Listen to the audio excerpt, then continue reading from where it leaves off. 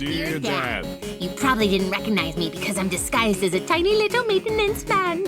I'm not sure how that translates to my handwriting, but don't worry about it. I'm just doing some recon and gathering intel on the inside of this gym. They don't call me a detective for nothing, right, Sealy? Luca's the distraction while I'm here doing the hard part, but I asked him to keep an exact record of what he's doing so we don't miss a thing. Yeah, so I'm down here in the tunnel. There's a lot of rocks around. We just fought the first gym trainer. We're heading up to B2, and I feel like I've got sand in all of my crevices. I hate sand. It's rough and coarse. It gets everywhere. I'm gonna shake my shoes out and hopefully get this next battle knocked out real quick. I'll talk soon.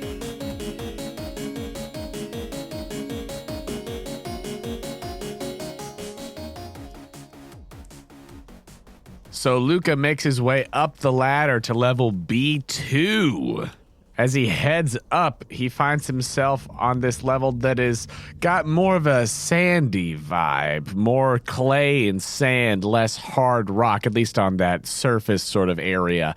It looks like, you know, in your Gmail, the kind of default background with the canyony deal. Yes. It looks like that. But he is here in this hall. As he has made his way up from the ladder, the tunnel twists and turns a little bit before he comes to a direct fork where he can either go left or right. Let's do right on this level. All right. He takes the right turn, which twists around, gradually going from more east to north again, and he comes to another fork that can either go to the left or right. Right. And going right, Luca finds at this dead end a citrus berry. Oh, how nice. But it is, in fact, a dead end where he picks that up, and so he reevaluates his placement here. Cool. We go back and we'll go to the first left that we passed. The first left that you passed. All righty then. As he goes back to the first left that he passed on his way in here. Oh, you know it's going to be a person if he's leading up that much. He enters another cavern similar to the one where he battled Ferris. In the lantern light, he sees this blonde girl who looks to be in her early teens wearing this black and gray outfit with red accents and a very cartoony rocket on her sweater. She doesn't notice Luca for a moment because she is texting on her Pokégear as she was when you encountered her. But after a second, she looks up and puts the Pokégear away, kind of embarrassed. And she's like, hey, my name's Alex. Super glad you made it this far. But guess what? This is the end of the line, bud. Yeah, no, that's what I'm supposed to say. Roll initiative. All right. Alrighty then. I do like to imagine Luca just going, hi. Hi there. So, with a 9 and a 5, Luca will go first as he sends out Roxanne the Ralts and she sends out a Drillbur. What would you like for him to do on his turn? What does double team do again? Double team is an extra action move that allows Roxanne to make a duplicate of herself to potentially misdirect an opponent. But that can be her extra action, and you can do something else with her main action. Oh, well, great. We'll do that, and then we'll do confuse. Well, she doesn't have Relentless, so she would have to do something that's not use a move. She could attempt to skirmish or clash, but yeah, her might is bad. So she could either try to skirmish with her agility, or she could try to do something else like a shaping of the field or something like that. But a shape the field would not last after she swaps out or anything like that. So then what would you like for her to do for her main action? Skirmish. Okay, so that is going to be rolling 2d6 plus her agility.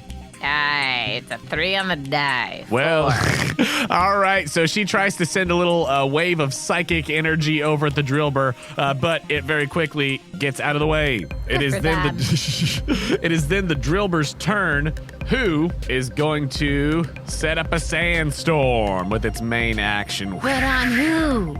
The sand begins whipping around. That's what it does on its turn. Then it's back to Roxanne. All right, confusion. Go ahead and roll a hit. Flat 8. So plus her logic of 2 will get you to a 10. Alrighty. Very nice. Go ahead and roll your damage for that one. It's going to be 1d6 plus her special attack and stab. So d6 plus 5. 9. 9 minus its special defense is going to be 6 points of damage. And then at the end of her turn, Roxanne will take 5 points of damage from the sandstorm, which will then take us back to the Drillbur, who, now that it's got this sandstorm, it seems to be moving around even faster in this particular terrain, and it is going to use Hone Claws and then attempt to clash. Shing, shing, shing, shing. which will come out to a mixed success with a 9 total, as the Drillbur will deal 8 points of damage to Roxanne. Ouch. That is the end of the Drillbur's turn, which then takes us back to Luca. He didn't have to, like, roll to see if he hit the fake Roxanne? There does need to be a roll to see if he hits the fake Roxanne cool. instead of the Great. actual one. So you roll a d6, and if it's 4 or higher, he hits her duplicate instead. 4. Oh, he did not deal 8 points of damage. All right. Somebody knows how to play the game today. Ah, love to see it. Okay, that takes us back to you, though, and she did not get hit with its clash, with its big dirty claws. Awesome. Let's try confusion again. Nice roll to hit. Oof. 3 on the dice. Ooh, all right, so plus her 2 is not quite gonna do it. She will not hit with her confusion as it is using the terrain to its advantage, attempting to stay out of the way. That is her main action on her turn, so is that it for Luca then? Yeah. All right, Roxanne will take 5 points of damage Roxanne! from the sandstorm. Why you do this such a bad roll to me? All right, that will then take us back to the Drillbur, who is now going to use a rapid spin, which is going to be, once again, a mixed success with a 9, which is going to be 11 points of damage to Roxanne. Ouch. That is the Drillbur's turn, as Roxanne is looking pretty roughed up now. All right, we're swapping her out, folks. All right, swapping out to... She had her day in the sun, but she's a baby. She's doing her best. And she's a baby. Who are you swapping her out to? Let's go to the other baby. Let's go to Bonnaroo. All right, swapping in Bonnaroo. One of my excellently named Pokemon, just on the equivalent of a Drillbur. All right, you swap out to Bonnaroo, the Vapor Bulbasaur, who hasn't been out on the field in a little bit, and so just looks around with those wonky eyes. Cute. She says, Boba. Yeah, she kind of wants to, she gets a little bop to her. Like it's a party. I know, and she's got to kind of squint a little bit because the sandstorm is raging. But that is his main action on his turn. Would you like for him to take any extra action, or is that it? Nope. At the end of her turn, she will take 3 points of damage from the sandstorm, which will then take us back to the Drillbur. The Drillbur is going to use a rapid spin at Bulbasaur. And it's going to hit once again with another 9. And accounting for Bulbasaur's defense is going to deal 6 points of damage. That will take us back to Luca's turn. We're going Vine Whip, folks. A Vine Whip. Go ahead and roll to hit. Oh, it's a crit. It's 2 6s. Oh, nice. Bonnaroo is here to play. Love that. Okay, go ahead and roll that damage. 2d6 plus her attack. All right, that's a total of 10. 10 damage. Nice, Bonnaroo. Very nice. She's grooving, she's jamming. Doesn't matter how sandy it is. So that is going to be 8 doubled to 16 points of damage. As she does that, these little thin blue mushrooms with these long stems reach out and hit the Drillbur, and a little bit of spore releases from them. At the end of her turn, she takes 3 points of damage. Feels so wrong, doesn't it, folks?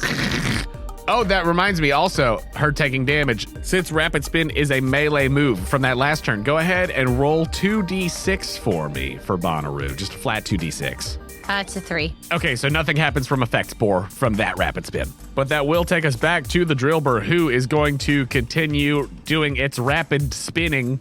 And that's going to be a full success, dealing 12, so it'll be 9 points of damage to Bulbasaur. Ow.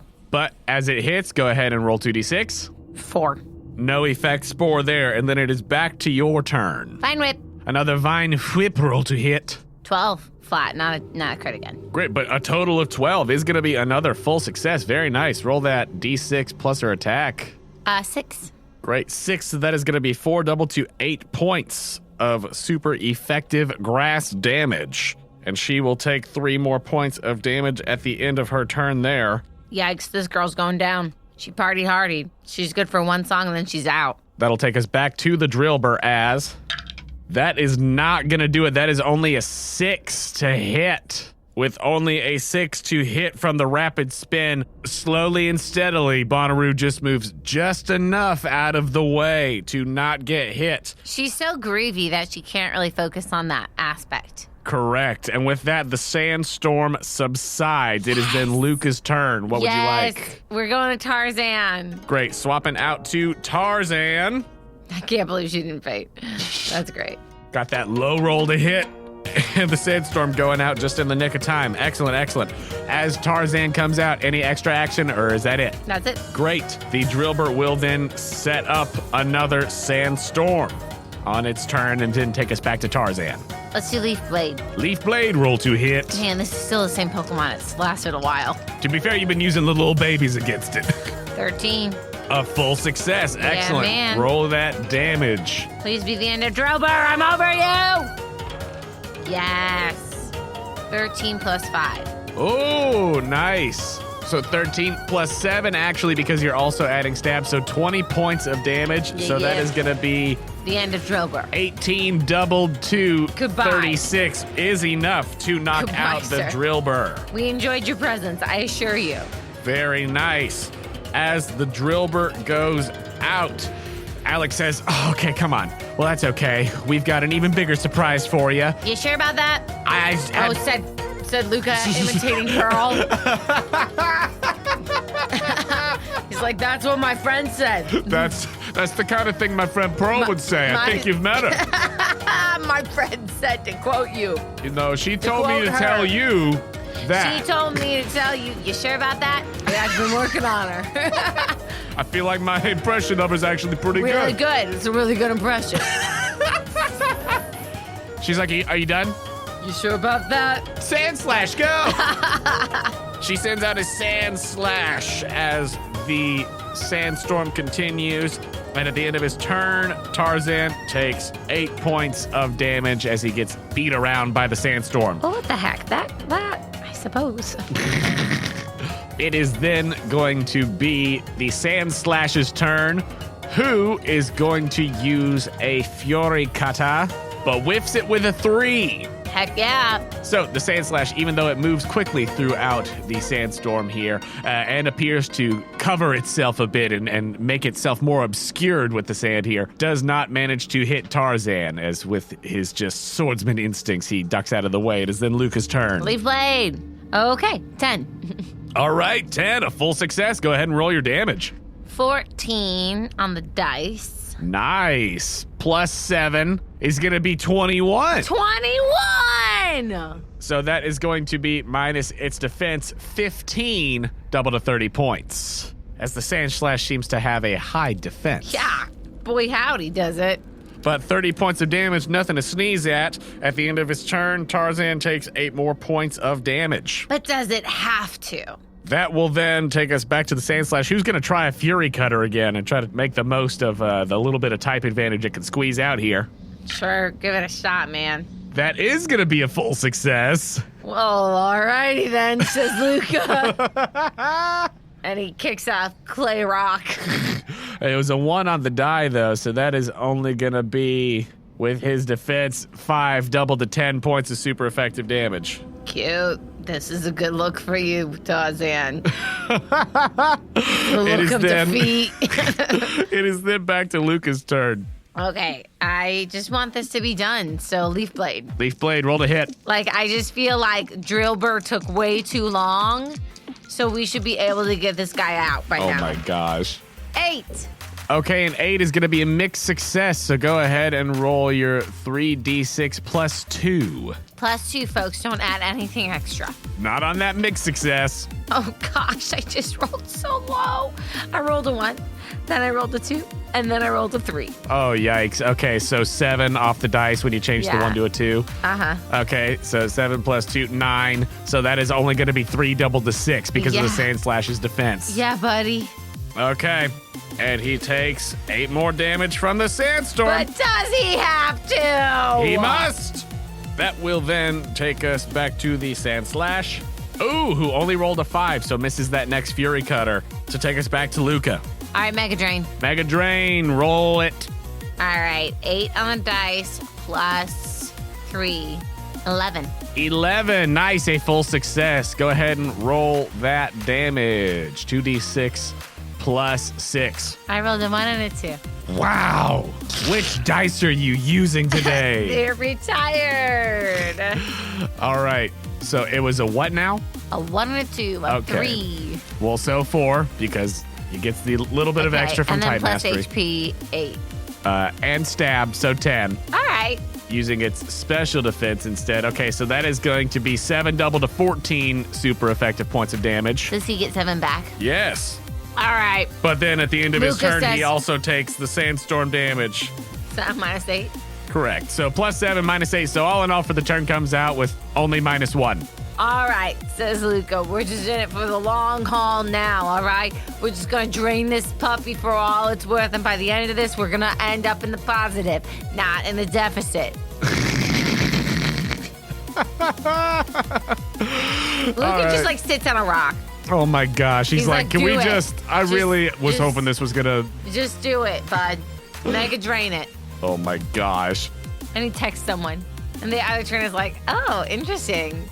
Huh, interesting tactic. Mm-hmm. All right, the Sand Slash goes to try another Fury Cutter. Dang, another 5. Okay.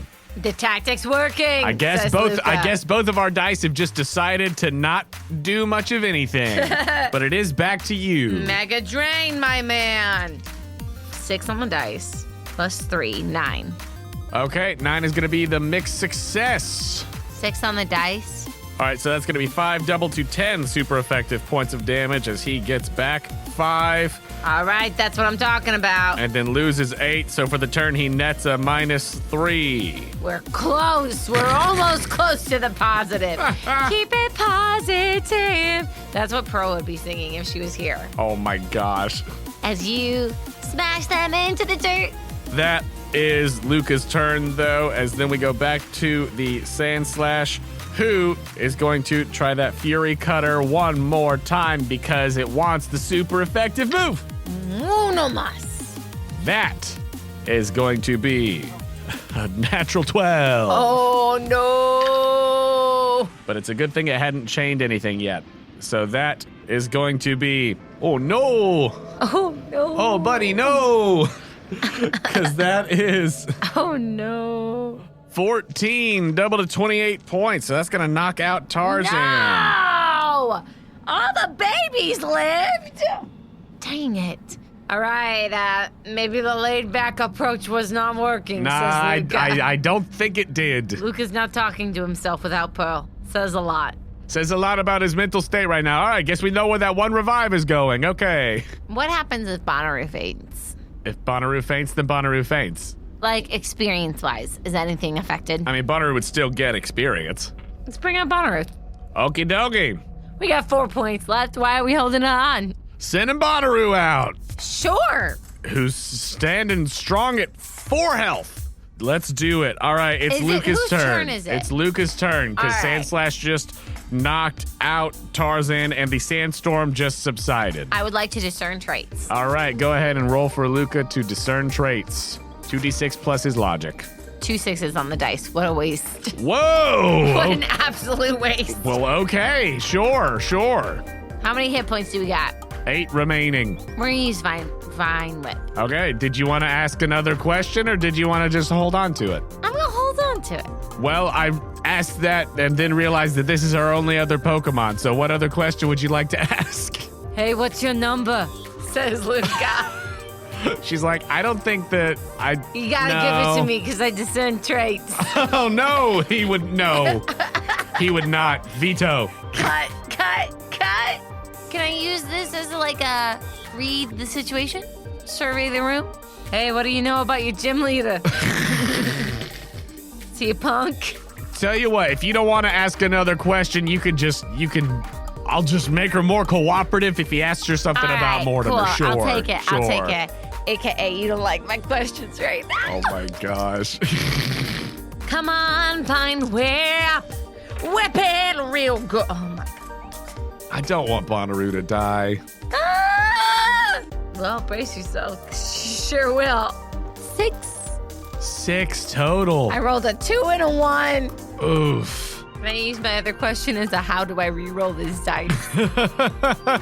You can ask it, but there's not going to be an answer that you like. Yeah, that ain't going to do it. So the Vine Whip misses. Baby girl, you going down, says Luca. Oh my gosh. He looks at her. He's like, Baby girl, you please, going down. I just want you to get experience and not faint. That's all I'm trying to do. But you're gonna go down. I'm really trying to avoid that because I've only got one revive.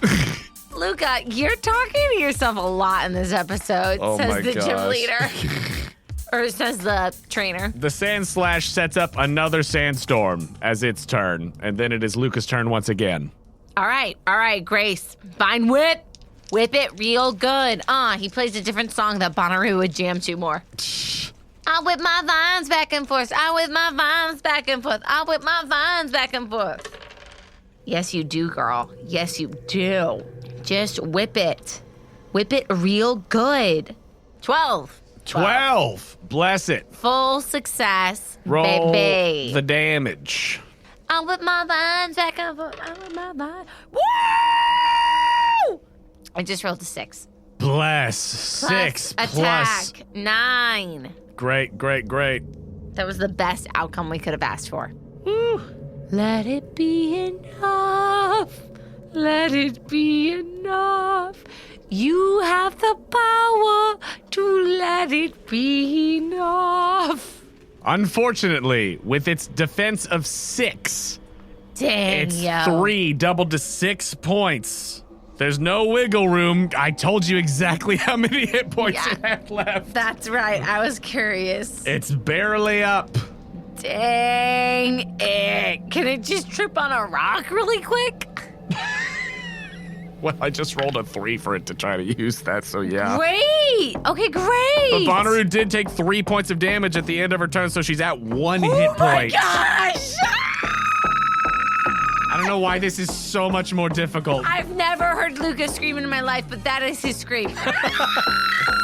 I have no idea why the rolls have been so bad and why this is so difficult. They really haven't been that bad. We're just where we're at. And that's okay.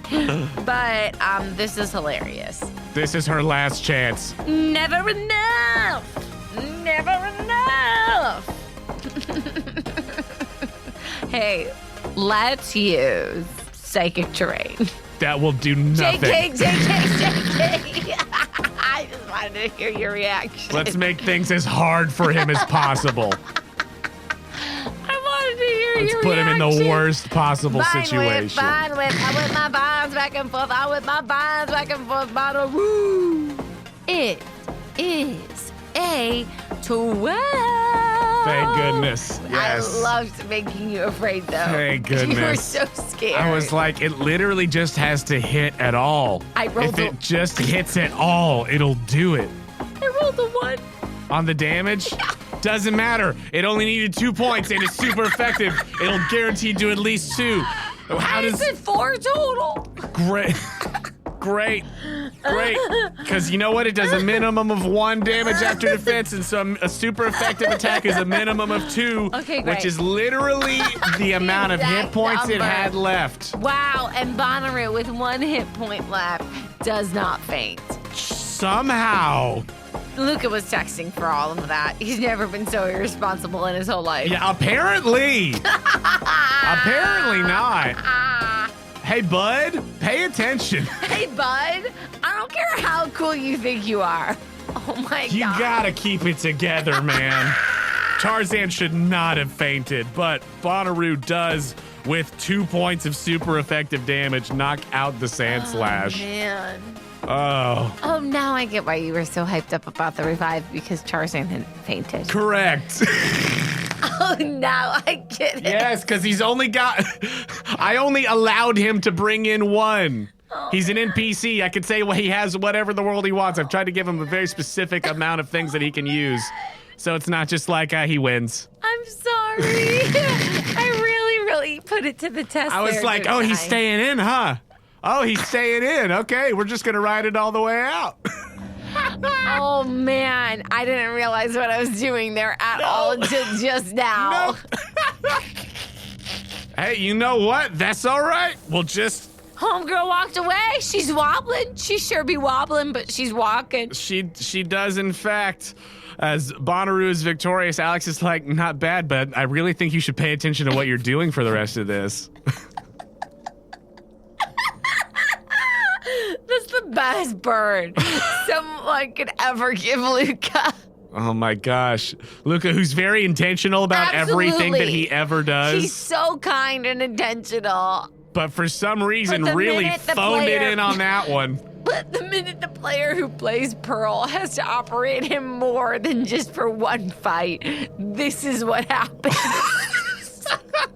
Oh my gosh. Luca's like, yeah, thanks. Oh my gosh.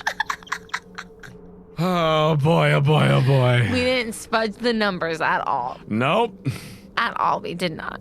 I was like, I can't fudge it. I told you it's got 8, and I've already told you how much defense it has, so we're just here. That's the beautiful thing. And he's like, look at my Pokemon. And it's just Bonnaroo, like half levitating, half falling, half floating. Just singing, I with my vines back and forth, I with my vines back and forth. She's like, well, good luck with the rest. Hey, wait. You know this gets harder the further you go, right? You're a really good trainer. Nice job. I learned a lot out there. Thanks. I hope you did. Because it really seemed like you weren't paying attention to what was going on. You know, that's true. And can I be honest? Yeah. It's just because I was intimidated. I got a little scared there. And, you know, it's Badge 3. I already am feeling the difference. You guys have really amped up your games from what I'm used to. Yeah, we don't mess around. We're here to actually make it a challenge, so you got to be on your game. Hey, speaking of people who gotta be on their game, what's the whole deal with Mortimer breaking his leg? I don't know. Not really my personal business, whatever. I mean, Did he just fall or like... I don't know. It wasn't here at the gym, so I don't know. Sure. Hey, do you trust him? I mean, I don't have any problem with him. Does he like ever talk to you? Remember when you said she was gonna be more approachable?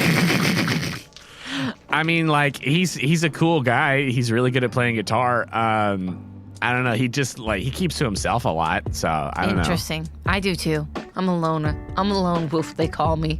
Luca.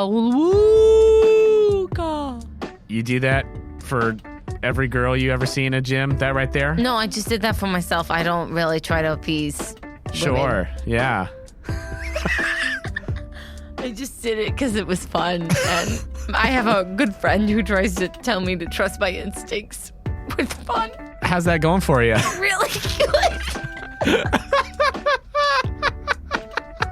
Really, really, really good. Good. I have a great life.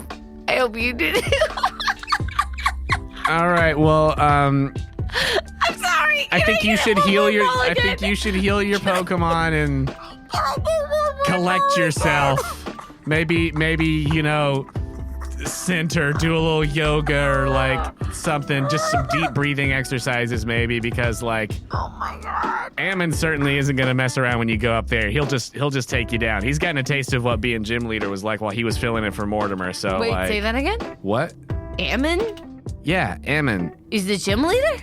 Well, no, he filled in for Mortimer while Mortimer was out because of his leg. Oh, cool. I bet he did a really good job. Yeah, I mean, he was good. I mean, Mortimer's the real deal. He's been doing this for a while, but sure. Ammon was solid, using some of his Pokemon, mostly Mortimer's, just, holding down the fort while Mortimer was just kind of having to rest up and stuff. So all that to say, don't mess around with him. Yeah. Because he'll take you down and you won't even get to Mortimer. Wow. Cool. Thank you so much. It's been an awesome experience learning with you and getting verbally abused. I'm just telling you like it is, man. I was texting because there was nobody here, in the cavern, and so I'm just kind of waiting in between. But when I'm here, I'm here. But I don't know what you were doing during the middle of that fight. Yeah, I don't really feel like myself today, and I think it's because there's another person in my body. Are you possessed? Yes, my Pearl. Gengar. Yeah, it's just been a really long day full of lots of family drama and just a lot of ice cream. I just need a vegetable. Okay, well, I really appreciate this session for counseling. Should I tip you? No. Here, get a scoop on me. Passes the ice cream Oh my cart. gosh. I'm sorry to all the Luca fans. There is Everyone a reason. who loves the fact that he's competent. And There is a reason that I cannot play this character. oh my gosh. Oh, because when left to my own devices, he's Pearl. Okay, cool. We skip out of the room. Great, you skip out of the room. You skip away. Skip that little trolley away. Oh my gosh. That was Luca painful. collects what's left of his pride and he leaves the cavern. Luca literally slaps himself in the face and says, "Get it together, Salvatore." He does. He absolutely does.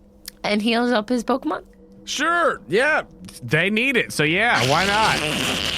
Jonah is bitter, y'all! Jonah is bitter! Oh my god, he's so bitter about this. Hey, honestly, it's what makes it interesting because, like, I could run him and do the optimal thing for whatever situation, but where's the fun in that? I am obviously not doing that, so... But where's the fun in that? Where's the drama in that? Do you feel like you're, like, operating with the Sarah who doesn't know anything about Pokemon again? Just a little bit, huh? Well, honestly, in that one, a bunch of the rolls were bad. And also, you used 2 of the babies for so long that it took a while. Just trying to evolve them.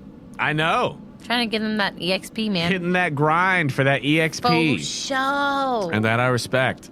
All right, so what healing items are we using here? What do we got? Are we using our 1 revive on Tarzan to get him back up? Yes, we are. Does that get him to 80? A revive will bring the Pokemon back up with 2d6 plus 2 health. Did you just roll 4? I feel like you just rolled 4. I wrote 2 ones. Great, so 2d6 plus 2, so 4. Great. I'm sorry.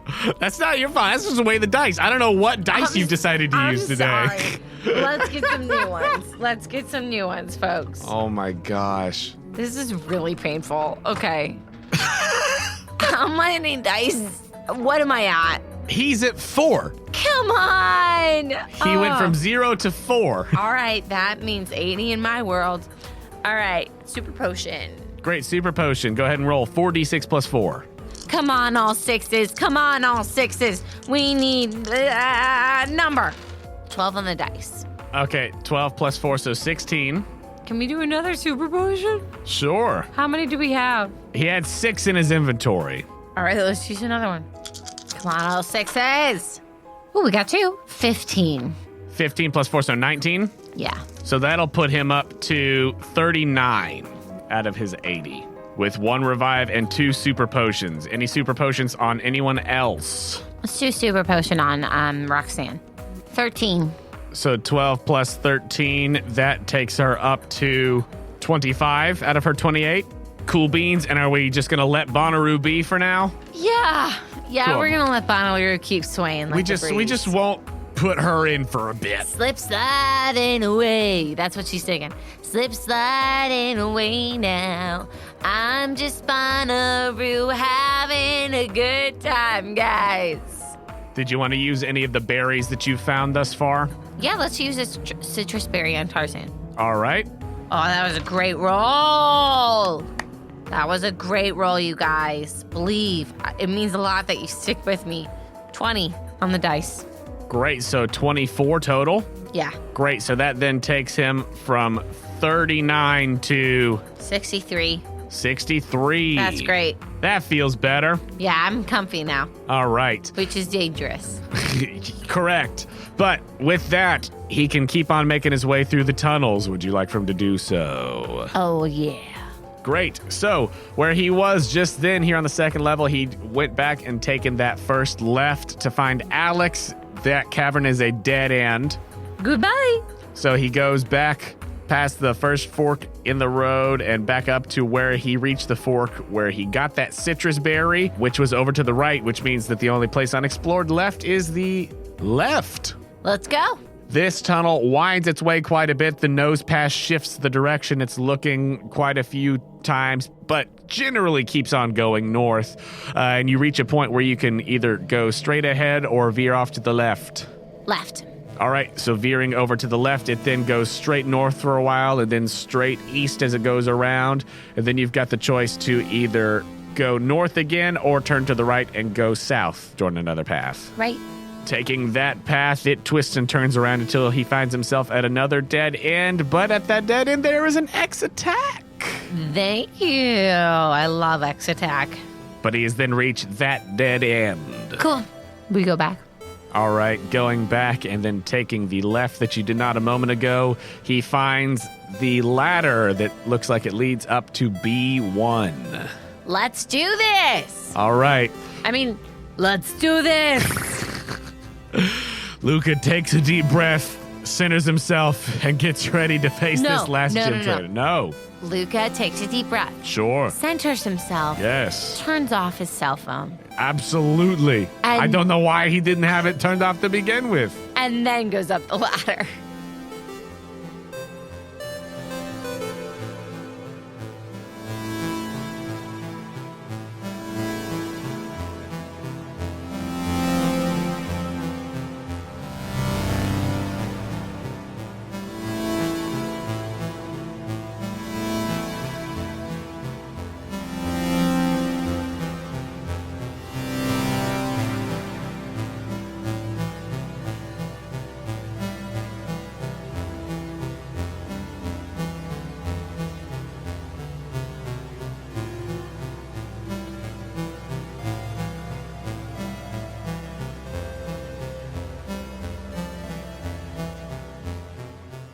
Hello, friends. Jonah here to say thank you for listening to Postcards from Pearl. I'd like to take a moment to tell you about our fabulous partner, Dice Envy.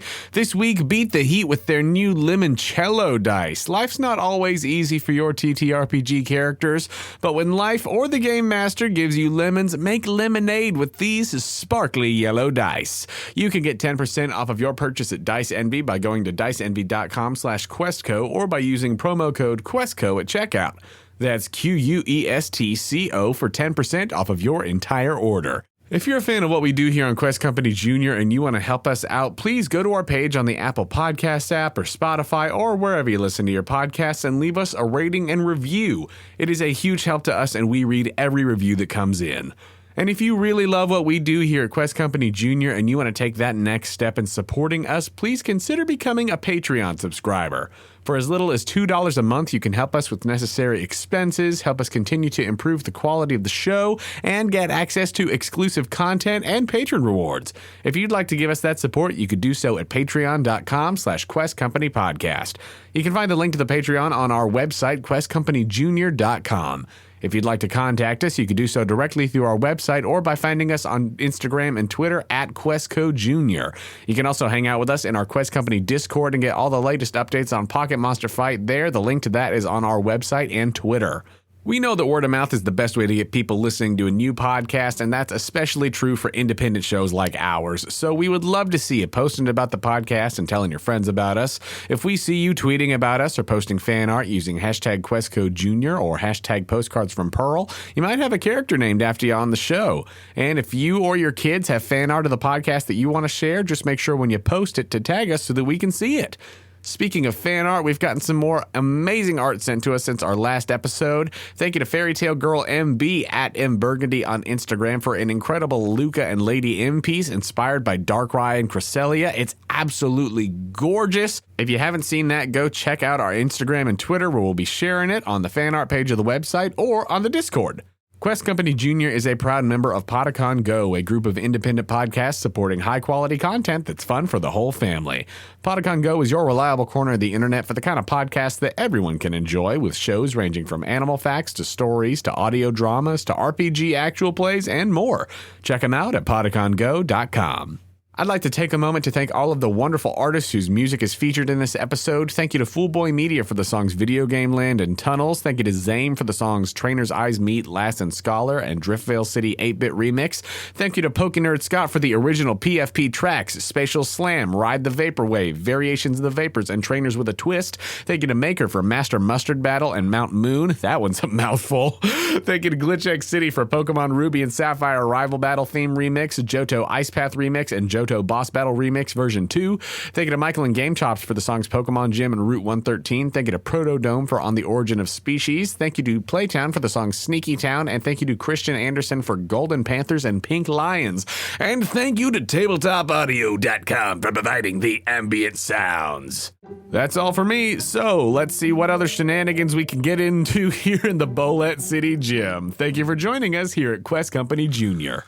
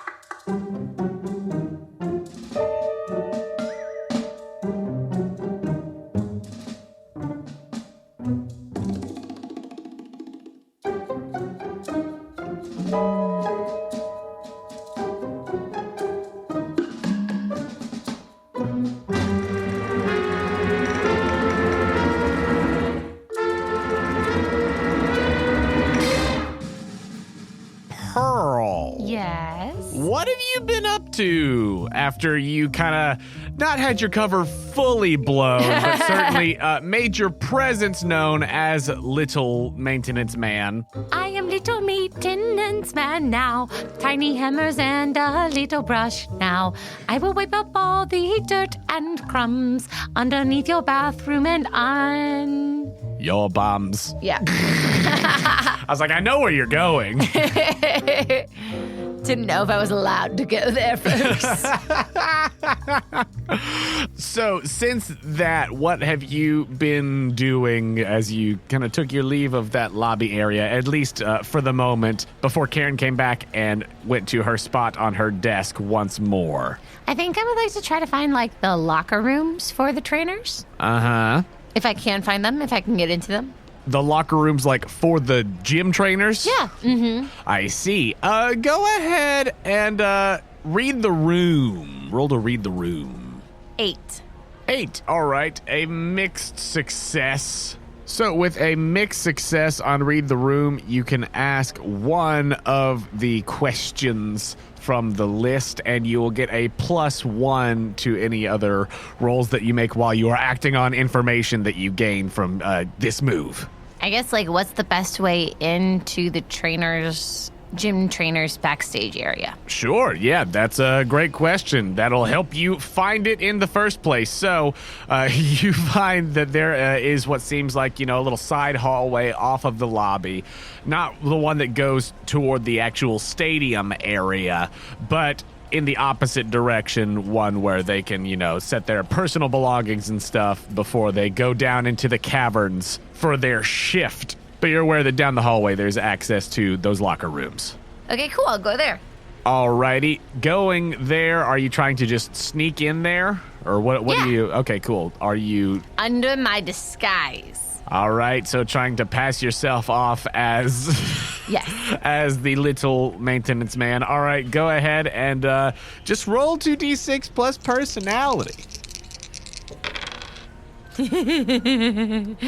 I rolled a 1 and a 6 plus personality, an 8. Okay, an 8. So A mixed success. So your +1 from your read the room a second ago is nullifying the minus that you would have from making your presence very known earlier. Okay, cool. It's evening that out. But I think that with the mixed success, you're able to, go down the hallways under your guise of, I gotta work on this thing. Yeah, it's mixed because, I keep dusting things and making them off balance and stuff. Yes, and then somebody is like, oh, hey, there's kind of a mess in the bathroom down the hall. If you could get to that next. Well, why didn't you say so? Here we go now to clean and clean. So someone has just actively requested you to take care of the bathroom situation just off the lobby. But you certainly can make your way over to the locker rooms. Which one are you hoping to go in there, and what are you looking for? What's the plan? What a great question. Also, have you brought Toadstool along with you, or have you just told Toadstool to... We have ditched him. You told him to just wait for you in the stadium. Yeah, I told him I didn't have another little man costume. Okay. We'll be waiting. I'll save you a seat. Thanks. I'm not really looking for anything in particular. I'm just seeing if there's any news or resources or something to confirm that what we think about Mortimer is correct. Okay, cool. So this sounds more like specifically a survey environment then, now that you're kind of looking for stuff or info or intel in here. I think so too. Cool. Go ahead and just do survey environment then. It's another 8. Okay, another 8, another mixed success. Consistency. So what one thing would you like to get from the survey environment list then? Or something of a similar vein? Yeah, I think I want to know what information is hidden here. Sure. It could be about the trainers themselves or something, but is there anything hidden here? In this locker room area, you look through both of them here, just kind of taking a quick sweep. And they're not huge or anything because there's not that many gym trainers. But looking around, you see that Ammon's locker, he's got a little picture posted in it. You just kind of open it up. They don't have locks on them, I don't think, because they're not really worried about their co-worker. Yeah, they have their own, yeah. Ammon isn't I gotta watch out for Ferris. He's always going through my stuff. No, it's just kind of a place for them to put their things. But he's got a little picture posted in his locker of him on the gym leader stage that it looks like has been put there recently. And there's just some miscellaneous personal belongings, but nothing that's notes about Mortimer or anything like that. This is also specifically not Mortimer's green room. Yeah, that's on the opposite end of the building. But there's nothing incriminating these folks. They seem on the up and up. Yeah, nothing incriminating here that you can find about Ammon or Alex or Ferris. No. Okay, cool. Well, while this little cleaning man is on the move, maybe I'll try to sneak into Mortimer's dressing room too while I'm at it. All right, so that is on the opposite end of the building, past obviously the caverns entrance and the stadium and all of that. And it would be the green room that you have gotten into before. Yes. Post gym I know where battle. that is, yeah. So if you want to attempt to sneak over on that way, go ahead and just roll 2d6 plus agility for this one, because I think you'd have to actually sneak. As opposed to little maintenance man sneak. 8. The consistency is so real right now. Okay. I'll say with an 8, with the time that it's taken for you to, do your bits here and also look through everything and now making your way around, you think you can figure out a way to get over there, but it'll take a little while. That's great. I actually prefer that. I think that makes a lot more sense. Cool. So you begin moving in that direction. Did you leave any Pokemon with Toadstool to get their seats or anything like that? Do you have just your whole crew with you? I have a whole crew. Nice.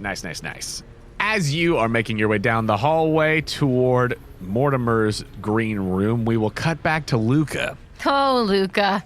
As he finds himself up on level B1. It's different than these other tunnels that he's been in thus far. This level has darker rock with grays and purples and blacks. I like this level the best. And also there are more multicolored gems poking out of the walls, all bright in the lantern light. This one's the coolest.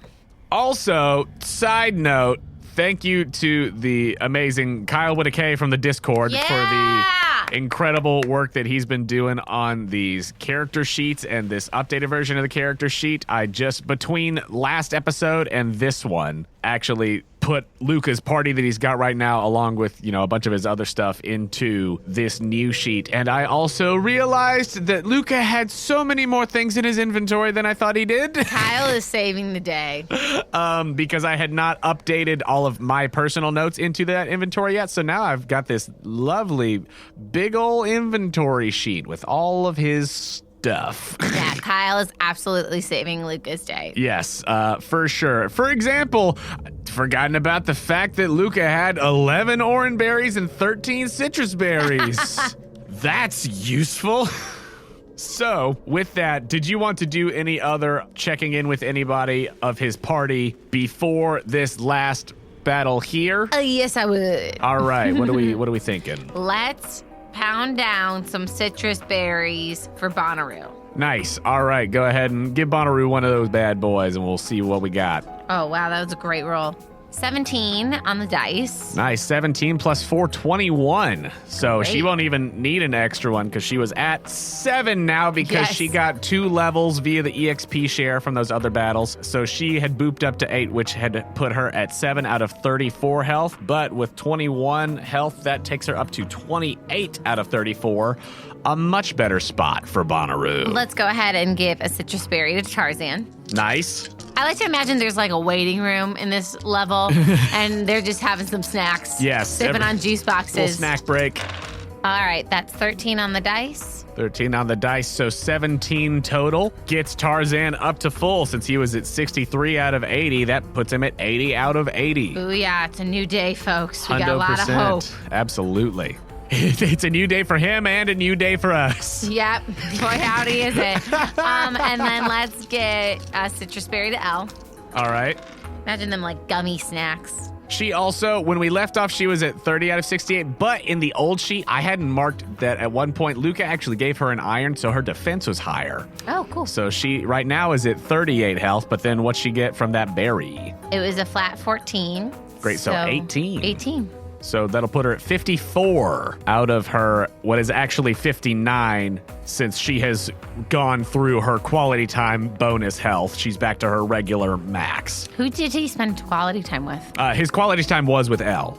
Oh, okay. Yes. That was why she was at 68 instead of 59 as her max. But since she has had her health decreased, she's back to her regular maximum.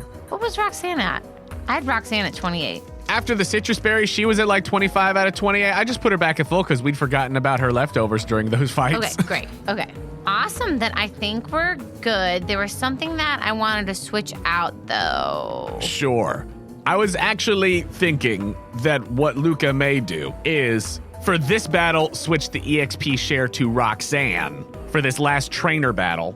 So he's going to give the Shell Bell, which he got from the Team Nasty hideout, which we had also, again, forgotten about when we were doing all of the item distribution.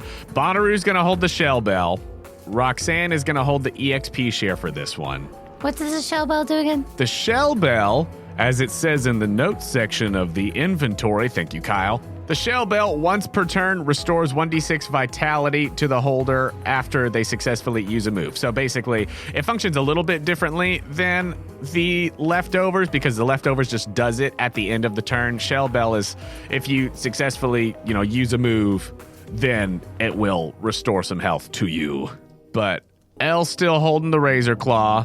Toofus has still got the wide lens, and I think that since Cut is not very effective against rock, that's not really helping Tarzan right now, so he's instead gonna throw on the assault vest. Great. I think that's a better idea. Which makes stuff harder to hit him, but he's just got to be all-out offense. That's fine. That gets them all sorted there, and I think that Luca will lead with Bonnaroo for this one. Okay. Interesting. But with that, after doing a little bit of snack time and switcheroo, he is ready to move down the hallway. Great. Remember that time Bonnaroo almost died? Wow. Jonah will never let me forget it. Goodness gracious, I was so stressed. I was like, not the baby! Not the baby! Not the sweet little Hypnotoad. All right, so as he is here on the 3rd level. As he begins this dark hallway with these glimmering colors protruding from the walls, he goes forth for a little bit with the nose pass beside him, pointing straight ahead, and he comes to a fork where he can either go left or right. We did right last time, so we'll go left. He takes this left path here, and it twists and turns and twists and turns, gradually going north until as he's facing east, he has the option to either go left or right, north or south, essentially. Let's go left. All right, left heading north. He goes up and around, and then it snakes back down, going south once more until once again he's facing towards the east, and he can either continue going straight or turn south. Let's turn south. All right, as he turns south, he finds at a dead end an X-accuracy. Oh, I love those. All right, we're backtracking and seeing what was straight ahead. All right, and as he goes straight ahead, this underground tunnel winds its way around until it weaves back westward and then northward once more, where it forks, or he can either go left or right. Left. As he turns left, up ahead, there is a ladder that leads to the ground level. Ooh, that's exciting. All right, going back, though. All right, how far back? To the right we just missed. To the right you just missed. As he takes the right that he just missed, he finds himself in a cavern once more. This one bigger and better lit than both of the caverns he battled in previously. Across the way, he can see stacks of books, and sitting on top of a pile of books that seems to have been fashioned into a chair, he sees a trainer who looks to be in his late teens, a tall and skinny lad with short hair and a friendly face.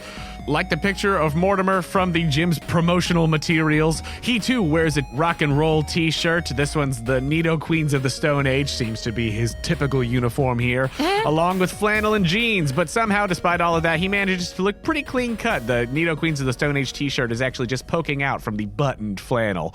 But he puts down his copy of, it's not Principles of Geology this time. He's surely read that many times since then. I think this time he's reading Rocks Rock, but he stands and greets Luca. Hey, man. Hey, my name's Ammon. I'm the head gym trainer here in Bolete. I'm the last person you gotta beat before you face Mortimer. I hope you didn't tire yourself out too much, because I'm not here to play around. Let's show him how it's done, Brock. Roll initiative. Cool, bro. Me either. What's Luca got for initiative? An 8, consistent. All right, and that is a 7 for Ammon. So, Luca sends out Bonnaroo, the Vapor Bulbasaur, as Ammon sends out Brock the Graveler. Great. Luca is up first. What would you like to do? Well, we've got Bonnaroo at the top, so we're going to use the grass move. Nice, so a Vine Whip. Yeah. Cool, go ahead and roll to hit. 8. An 8, all right, a mixed success. So that's just going to be a flat D6. 6. Oh, wow. Unfortunately, due to the Graveler's high defense, it's just going to be 1 double to 2 super effective points of damage. Luca just is like, I like your Pokemon. Thanks. That's a interesting looking Bulbasaur. And he grabs one of the other books off of his book chair and begins flipping through it wait a minute. But only 2 points of damage does not seem to pass by the defenses of this Graveler too much. Fair. Ammon is going to start things off for Graveler by saying, all right, let's whip up a sandstorm, Brock. Let's get things working in our advantage a little bit. And the Graveler begins to whip up a sandstorm. Nice. That is what it is doing on its turn, which then takes us back to Luca. Fine whip. Oh, I just critted. Oh, nice. 2 Excellent, 6s. excellent. Yes. Luca remembers how to Fantastic. fight. 2d6 plus her attack. That's 10. All right, 10, so that's going to be 4 double to 8 super effective points of damage. Dang, this thing's got a really high defense. Correct. Oh, as she used the last attack and this one, she gets to activate her shell bell for each of those. So from her first one, go ahead and roll 1d6 plus 1 to see how much she got back. 5. Okay, so that would have put her at 33 out of 34. And then after this one, it had put her at 34 out of 34, but she takes 4 damage from the sandstorm at the end of her turn. So she's at 30 out of 34 hit points. But as the sandstorm rages, that will then take us back to the Graveler. And Ammon says, all right, well, let's keep on setting things up. That's not too much damage for us to worry about there, Brock. Go ahead and let's use the terrain to our advantage, and Graveler's going to shape the field. Just barely going to be a mixed success, which means that he'll get to add a tag and you get to add one as well. Oh, great. Let's take away the defense. Defense when you're using attack? Yeah. Are you using that from the might list with M7 misdirect, or are you using that from the instinct list since that is I7 infiltrate for Bonnaroo? I'm going to use it from instinct. Cool. As Ammon is using M2 macho to increase the power of ground type moves. But that is his turn, so that takes us back to Bonnaroo. Okay, Vine Whip. A Vine Whip roll to hit. Oh, wow. Beautiful. 11. An 11. Nice. A full success. Go ahead and roll that damage. Not good on the damage. 6. Okay. Since you're ignoring the defense, that is going to be 6 double to 12 points. Nice. And then I'll roll for Shell Bell. Ooh, it's a 6 plus vitality. Great. Okay, so 7. that'll keep you at the same. You're kind of maintaining where you were at from your shell bell evening out the sandstorm there. So Cool. you're still at 30 out of 34. That will take us back to the Graveler, who's going to use Bulldoze. That is going to be a full success with a 10 total. Bend your knees. Bonnaroo, just bend your knees. Prep for impact, girl. So that's going to be 17 points of damage from the Bulldoze attack. I would like to use Effect Spore. All right, go ahead and roll that 2d6. Does not work. Okay, so it does not get a status condition, but that is its attack on its turn, which will then take us back to Bonnaroo. Oh, man, I guess I gotta pull you out now, huh? Probably be wise, wouldn't it? For Jonah's blood pressure, too. All right, we'll pull her out. Okay, you're going to pull her out. Who are you swapping into? All right, we'll go to L. Swapping out Bonnaroo and sending in L the Sneasel. Sneasel. And Bonnaroo comes back to stand beside Luca. As Sneasel comes out, that will be Luca's turn, as it then will take us back to Graveler. Oh, at the end of Luca's turn, Elle will take some damage from the sandstorm. She will take 7 points of damage. Man, right from the get-go. And it is then the Graveler's turn, who is going to use Bulldoze once more, which is going to be a mixed success with an 8. So that is going to be 9 minus L's defense, which is 5. So 4 points of damage to L. That is the Graveler's turn, which will then take us back to L. We gotta shape the field again. All right, shaping the field. Go ahead and roll 2d6 plus agility. 11. 11. Excellent. That is going to add 1 tag to her side of the field and not to Ammon's side. Would you like for her to use accurate, I'm assuming, so Yes. she can bypass that defense? Absolutely. Great. She adds a 7 to the field. Cool beans. She does that, and if she does not have an extra action, that will end Luca's turn. At the end of her turn, she takes 7 points of damage from the sandstorm. It is then going to be Graveler's turn, who is coming for another Bulldoze. Just barely going to hit with a 7. And once again, deal 9 reduced to 4 points of damage. And at the end of its turn, that will end Graveler's shaping the field, as the mud that it was slinging around the place, it was kind of just chunks flying through the sandstorm. Those are gone now. All right, we're gonna use Icy Wind. All right, an icy wind. 7. 7's a mixed success. Okay.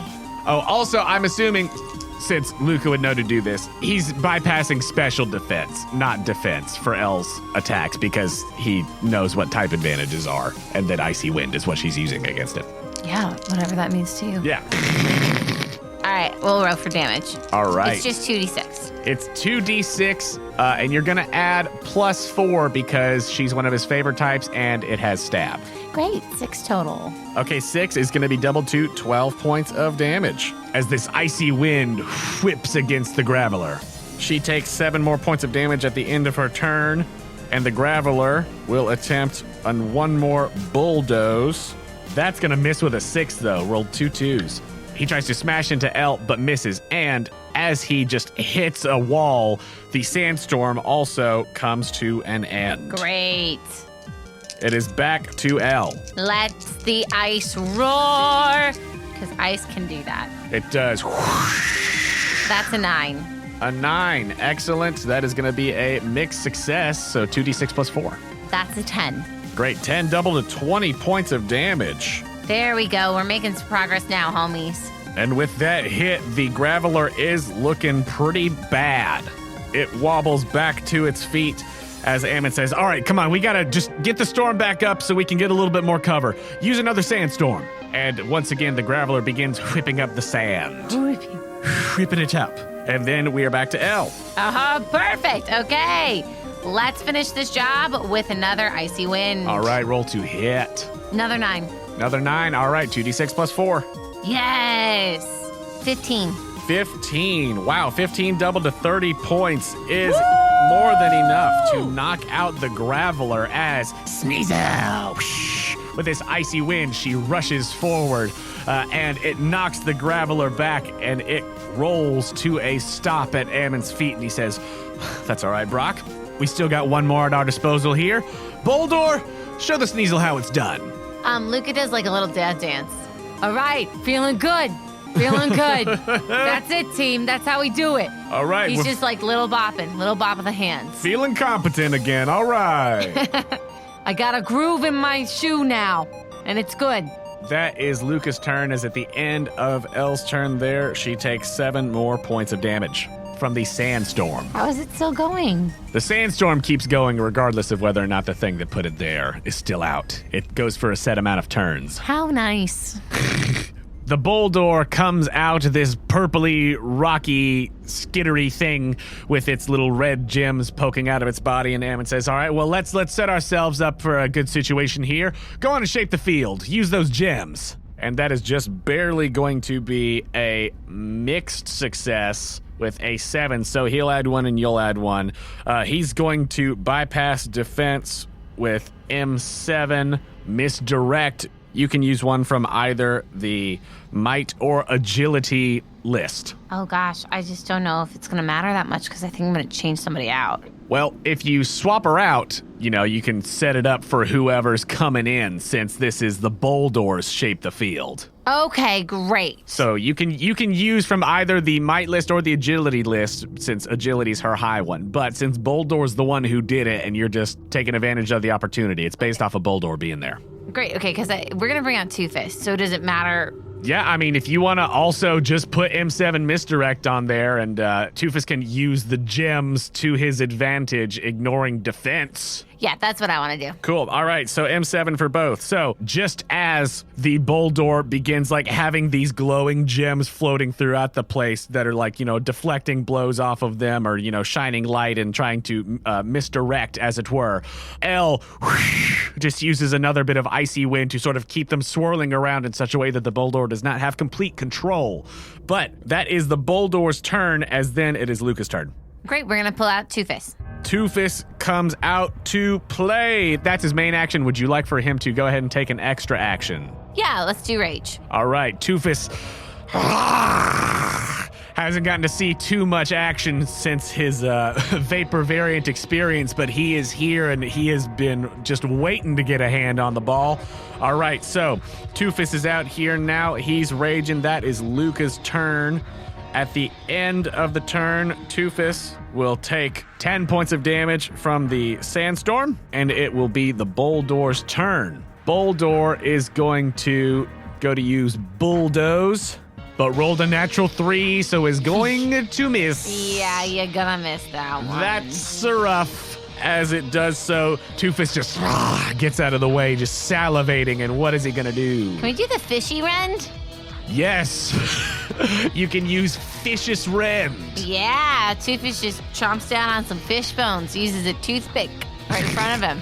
With all of the teeth that he has in his mouth, with this watery power circulating them, just going around. He's just salivating a lot is really what it is here. But he goes to use Fish's Rend. Go ahead and roll to hit. Nice. It's a 9 on the dice. 9 on the dice, so a 14 total from his might, and also the extra +1 he's got from the wide lens right now. Cool. Great, so go ahead and roll 3d6, and you're gonna add a lot. Okay, I rolled 6, 7, 8 flat. 8 flat. Okay. So then when you add his attack and sheer force and stab and favored type and rage. Insane. 36? So 36 doubled to 72 points of damage. No way. The Boldor does have the ability Sturdy. Okay, nice. Okay. So if we take a moment here, That's insane, you guys. since it has taken damage equal to half or more of its current health, it's going to roll a d6, and if it gets a 4 to 6, he's going to take half the damage, so just the regular amount. That, however, was a 3, so it is 72 points of damage. And with that single Feel hit, bad for the guy. it's not knocked out, but it's bad. It's very bad. He says, "Oh, okay, all right. You did not have that out of the ball when you came up here. Okay. All right, Boldor. No, I did not. Oh gosh. Wow, that's a lot of teeth. Okay, sure. You know what? Just go for another bulldoze. Yeah, bulldoze. Do that one, Boldor. And that is gonna be a mixed success. Oof, bad damage though. It's only gonna be 5 points of damage to Toofus. Paper cut him. In addition to the 10 that he took at the end of his turn from the sandstorm. So Okay. he should be at 95 out of his 120. Okay. But that's what Boldor does. Again, got rocked just then. So, in a bad way, it's Luca's turn. More fish. All right, another vicious rend. Go ahead and roll to hit. It's an 8. +5. Yeah. Great. Munch. Munch. Yum. He munch, he crunch. Fresh cut. Ooh, I'm rolling low on the damage. 5 on the dice. Okay, so 27. So 27 double to 52. It had 4 health left, so that'll do it. As the Boldor is decisively knocked out, and as the sandstorm fades, As the sandstorms fade, Luca and Toofus do that cool high five from Top Gun. and as they do the cool Top Gun high five, standing next to Luca, Bonnaroo, who's just looking straight ahead with those hypnotoad eyes. Bulbasha! Just mouth wide open, staring into space, begins to glow. Nice. Her little toady body becomes a bit larger, and the mushroom that is on her back begins to change shape a little bit. It goes from being this standard, sort of spotted mushroom to more of this interesting, like, shriveled mushroom look. Almost like if you dried out a brain. Like if, Ew. or perhaps like a dried cranberry. The specific type of mushroom that I'm looking at here is the Gyromitra esculenta, which is widely distributed across Europe and North America. But it looks like an irregular brain-shaped mushroom cap. So if you just want to give that a quick Google, friends. Don't do that. It's gross. It looks gross, guys.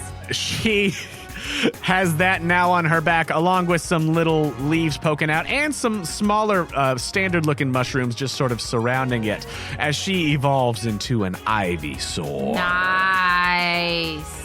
And Ammon says, I believe that I miscalculated. I apologize. I'm so sorry. Alex shot me a text and said that there was, some guy who really didn't have his act together who was coming up here, but, that must not have been you. Sorry. Yeah, I don't know. I got distracted. I think it's a teen thing. Yeah, cool, man. Good luck with Mortimer. I mean, a big guy like that, yeah, I won't say you'll have no problem, but I think you certainly got a leg up from what I thought. Well, thanks. I appreciate it. I heard that you took over his spot recently, so that must have been pretty cool. Oh, yeah. I got to be the interim gym leader for a little bit, which was really cool. Really cool. Yeah. No, I worked really hard. I started down on B3 and got promoted here to B1. So, I hated that he, got hurt and had to be out for a little bit. But I was excited to kind of get to take the reins for a little bit. That's awesome, man. Got to I won a couple against a couple of challengers, which was fun, but also, handed out a few badges. But, came out pretty even, so I feel pretty good about it. Hey, I feel pretty good about you. Is this gym leader cool? Mortimer? Like, is he a good person? I mean, he's a great boss. I've heard that he might be up to no good. From who? From the person I got this Venusaur from. Oh, that Ivysaur there? I don't know. It just seems like there's some fishy stuff happening. Oh. Like there's an ongoing investigation about him. Oh, I don't know anything about that. Well, Yep, nope. 4. He does not know anything about any sort of ongoing investigation is what he's communicating to you. He says, no, I don't know about any kind of investigation. I just know that he got, I don't know if he was just out one night or whatever, but ended up having a, rough night, I guess. He doesn't really talk about it much. I asked him, but he just told me not to worry about it. Gotcha. Well, yeah, cool. But no, I mean, he's always been, good to us. So I don't know, man. Interesting. Well, good to know the rumor was untrue. Yeah, well, you good luck up there. I might come up and watch. This should be interesting. But yeah, well, you don't have much further to go. It's just down the hall. So yeah, good luck. Thanks, man. Yeah. So as Luca leaves the cavern that Ammon was in, let's cut back to Pearl real quick, who has been making her way through the back hallways, trying to sneak back to Mortimer's green room. This is very Pink Panther. Imagine her trying to blend in with the wallpaper. Yes, absolutely. With the very plain wallpaper. She's just like painted herself the color. Absolutely, she has. That's why it took so long. Flipping, yes, exactly. Yeah, that was her tactic. But you have made your way back, looping around through the hallways and service areas and everything, and you are at the entrance to Mortimer's green room. You hear outside from where you're at right here, you're close enough that there are the sounds of the stadium, and there has been a good amount of cheering and carrying on as you are moving through the hallway. As it seems, whoever it was battling Mortimer before Luca is wrapping up. And I don't know if you can tell from the cheers whether they won or Mortimer won, but you hear the sounds of, that raucous applause and all that from outside. Don't got a lot of time. Come on, cleaning man, kick into gear. So what are you trying to do? Cleaning man. Nobody can clean like he can. Cleaning man. All right, so you're here at the door to Mortimer's green room, and it is locked. It does require a key card to open. Luckily, with my employee uniform, you have a fake key card that is made of cardboard, and you stick it to the thing, but it does not seem to register electronically. I would have done that as a kid. Can I break in? You can attempt to. How do you want to try to do it? Who's in my party? Is Coco? Coco's in my party. I'm assuming since he was earlier. All right, we're going to use Coconut and the sneaky thing, the spy thing, the thiefster feat, the weirdo tricky hands McGee feat. Ah, sure. That's what we're going to use. The fast hands? Yeah! Quick hands, fasty feet, Fly McGee. I see. I remember what you're talking about. I think that this is one of the ones that he had in the old version of the game that you swapped out for like Iron Will when we moved over to PMF. Oh. But here's what I'll let you do. If you want to have him attempt to break into this spot, I'll let you have him roll 2d6 plus its electricity, which he uses his agility for. Just have him roll 2d6 plus agility to see if he can get in there. Just by giving it a little jolt. It's not the most complicated system in the world. It's just, like a hotel key card kind of thing. 10. Okay. Coconut just comes out. And he puts his little paw up to it and gives it a jolt. And it's, again, the way he's doing it is not very sophisticated. So he kind of just shorts it out enough for you to get inside. In the green room, it is as you have seen before. Currently... Well, you go ahead and roll 2d6 plus agility as you hear the sounds of movement making its way here, since I did just say that there was a loud noise. Am I adding Pearl's agility? Yeah, you Pearl, since you're trying to hide. 11. 11. Okay. Very quickly, you put yourself up against the wall, and since you're, all disguising everything, you are up against it and blending. But you are here in the room. This is, as it was previously, a room full of musical memorabilia of the rock and roll variety. There's various pictures and instruments hanging in the cases on the walls. And you are backed up against the wall and just waiting. You hear that there is a little bit of movement. And pretty quickly, you see Mortimer coming in, hobbling on some crutches with his left leg in a cast. Interesting. It does not seem as though the challenger is following him in here. Oh, he won. I'm just gonna blend. Okay. I might be here until Luca's out. Yeah. And I'm okay with that. For once in her life, she's gonna be focused. All right, so you're not worried about trying to watch Lucas. You're just gonna try to hole up in here while he's doing his thing so that you can try to see if there's any relevant information. I just might miss the first 5 minutes, okay? Doesn't mean I don't care. Okay, so as you are in here waiting, with the man himself, you sit and wait as he goes over to the couch, pulls open like a bag of like spicy chips and just kind of munching on them for a little bit. He's just sitting there, props his crutches up against the couch that he's on, grabs a soda out of his mini fridge. Crutches. He's standing. No. He's sitting on the couch. He's sitting on the couch and he puts the crutches over there.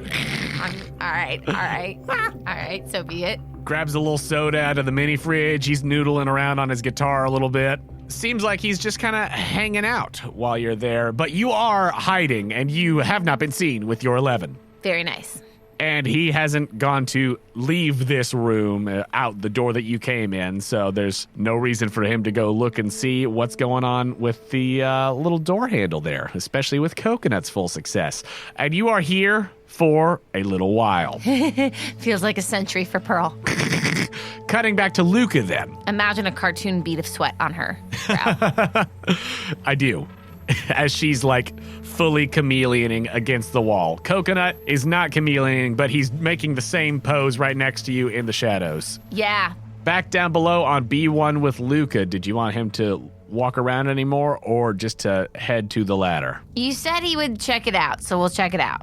I'll make it quick then. As he goes and makes his way through the tunnels and everything, checking the spots that he did not go to earlier. There's one cavern that is a bigger one that's a dead end, but then there's also another dead end that at the end of it has another citrus berry. But that is what he finds. Is he makes a clean sweep of the area and he says, all right, cool. And takes a moment to bring the team out for a little pep talk before going up to the ground level. So he pulls all the Pokemon out of their Pokeballs and everything. He's like, let's check on some things before we make our way up there. Okay, so Luca is going to, first of all, give his large experience candy to Tarzan. And as Tarzan eats the large experience candy, bloop, bloop, bloop, bloop, he goes up 4 levels since the large is worth 60 experience. So Tarzan goes up to level 19. And Luca says, all right, now I want you to focus on getting in there and hitting fast and hitting hard. Just give it all you got, all right? And here, the sword is really cool, but these are ground and rock types, so it's not really going to do much. So here, put this on instead. And he gives the shell bell to Tarzan as his held item. You just get in there. I just want to make sure that you stay up. I don't want you going down. Driftveil! Good. And as Tarzan goes up to level 19, he acquires enough advancement points that he is going to grab the Battle Styles feature. Ooh. Yes. So he's got the ability to use a couple of his moves that he has mastered. Since he could get it at 18, he's up at 19. He can get one mastered per level. So he's going to master Leaf Blade and Mega Drain to go in here. Bonnaroo, who leveled up to 9 and is now an Ivysaur, also got the Battle Styles feature, and from her level up Evo, she swapped out Psychic Terrain for Leech Seed, and then she also, using one of Luca's TMs, has been taught Bullet Seed instead of Vine Whip. But she's level 9 now, and she currently is at 45 out of 65 health. If you would like, you could do any healing stuff as we're going about all of this. Tarzan is at full health right now. He went from 80 out of 80. He's now at 96 out of 96. Elle leveled up from 13 to 14. She's at 25 out of 62 health right now. Toofus got 3 experience, so he hasn't leveled up or anything from that. And then for Roxanne, he says, all right, okay, so Roxanne, all right, I think you're in a good spot. I'm going to give you this. And he hands her the medium experience candy, which gives 40 experience as whoop, whoop, whoop, whoop. She goes up to 14, and as she eats that little experience candy, she begins to glow, and her little body, which was too small for her big hat, gets longer, more ballerina-like. She gets a little tutu as the little pants kind of flip out at her waist, and she has a sweet new haircut as the Ralts has evolved into a curlia. So she is now at her max health of 76. Nice. She swaps out Teleport for Magical Leaf. That's cool. As one of her new moves. And since she just evolved, she's going to swap out a feature. She wasn't really using her hidden ability, so she swapped it out for Relentless, so she can use main action and extra action moves in the same turn. Wow, that's cool. But he gets everybody all sorted out, and he says, all right, I feel really good about this. And so, all right, item-wise, I should mention, I sorted out everybody's inventory before this, but Roxanne, he gave the power lens to, so she got some special attack boosts from going up 4 levels just then with her experience candy. Bonnaroo has the assault vest on, and I'm sure that you will be happy to know it's kind of draped over the big wrinkly brain mushroom. Oh, that's great. That's great. Hide that light under a bushel. Elle is technically holding the experience share, but Luca has fashioned her like a little necklace that the Razor Claw is hanging from, just so it can be on her and with her. Tarzan has got the shell belt, and Toofus still has the wide lens. Great, let's heal. What items would you like to use on those who are not at full health? So right now, Tarzan's at full, and Roxanne is at full. Bonnaroo's missing some. Elle's missing a decent amount, and Toofus is missing some. Elle needs a citrus berry. Alrighty.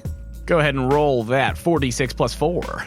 That's 10 on the dice plus 4, 14. 14. All right, so that puts her at 39 out of 62. We're going to do another citrus berry. Okay. He's been doing so many gardening rolls with all of his citrus berries. It's finally paying off for him. All right, that's 18. All right, 18. So that's going to put him at 57 out of 62. So good spot for her. Okay, great. We're going to give citrus berry to Bonnaroo, too. All right. Go ahead and roll for that citrus berry for Bonnaroo. 17. 17. So that's going to put her at 62 out of her 65. Great. Okay. All right, let's give a oranberry to Toofus. Okay. 2d6 plus 2 for that one. Just 5. All right, that's got him at 100 out of 120. And let's give another oranberry to Elle. So that'll probably max her out since she was 13. only missing 5. 13. All right, cool. So she's at 62 out of 62. All right, we're doing one more berry, oranberry for Toofy. 7, 8, 9. All right, so he's at 109 out of 120. I can live with that. All right, Toofus at 109 out of 120. Tarzan at 96 out of 96. Elle at 62 out of 62. Bonnaroo at 62 out of 65. And Roxanne at 76 out of 76. Nice. Also, I will say, for those two that just evolved, they got boosts to their stats and everything. We can get more in depth about that later. But it was good for both of them because they were baby. So Bonnaroo and Roxanne have both evolved. Cool. Yes, so it is now, instead of a Bulbasaur and Ralts, we got an Ivysaur and a Curlia. Feeling good, feeling strong. All right.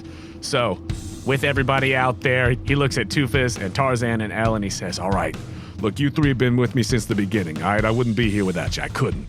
And you two, he looks at the freshly evolved Curlia and Ivysaur. He says, you two are amazing. I'm so proud of how you hung in there so far. Look, all right, this is a tough challenge, and I didn't make it any easier for us, all right?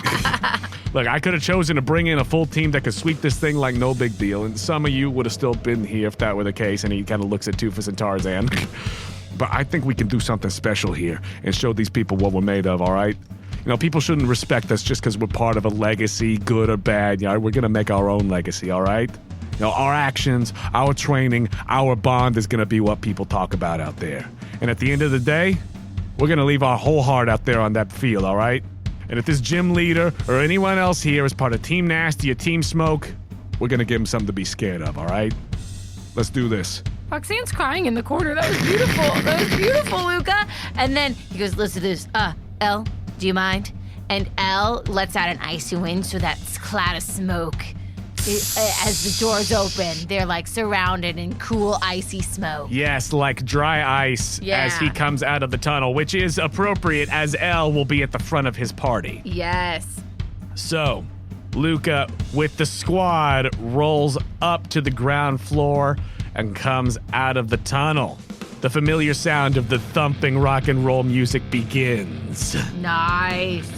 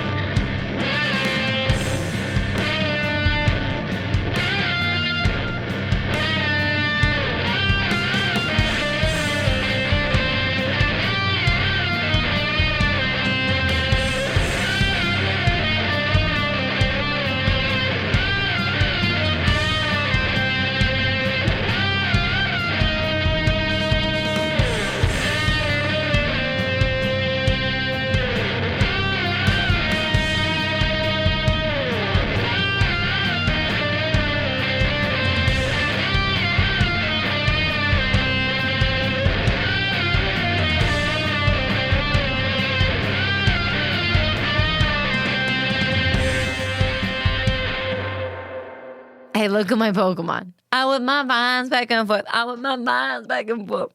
She's cool, right? Yeah, she's cool. Thanks. You're gonna heal her, right? Oh, yeah. Okay, cool. I'm a really good trainer. Are you sure? Yeah, I am. It's kind of in my DNA. Sure, man. Whatever you say. He did not say that. He did not say that. That I'm was like, such this a jerk. feels wildly out of all of this feels wildly out of That was such a character. jerk thing to say. Again, there's a reason why I do not play Luca. Okay, let's try one more time. Take 2. I whip my vines back and forth. I whip my vines back and forth. Hey, look at my Pokemon. She's cute, right? Yeah. Thanks. I liked your Pokemon too. They were really cool. Cool. This sounds like Pearl. I'm sorry. I'm incapable of being Luca right now. I can't. Ooh, blah, leather. Blah, man. Blah, together. Hurl.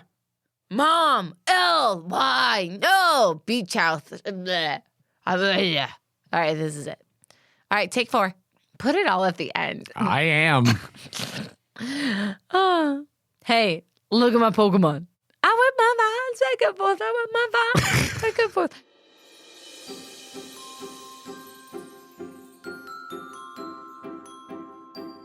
Hey, Daniel here from the Happy Go Lucky Podcast. The show you've just been listening to is part of the new and upcoming Podicon Go podcasting network. What is Podicon Go, you ask? We're a group of independent creators that are committed to creating, distributing, and supporting content that is clean, fun, and appropriate for all ages. Thank you for listening. Be sure to hit subscribe and show your love for this show with a 5-star review.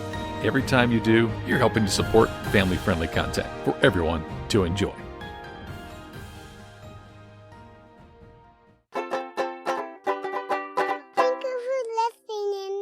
to Postcards from Pearl and Quest Company Jr.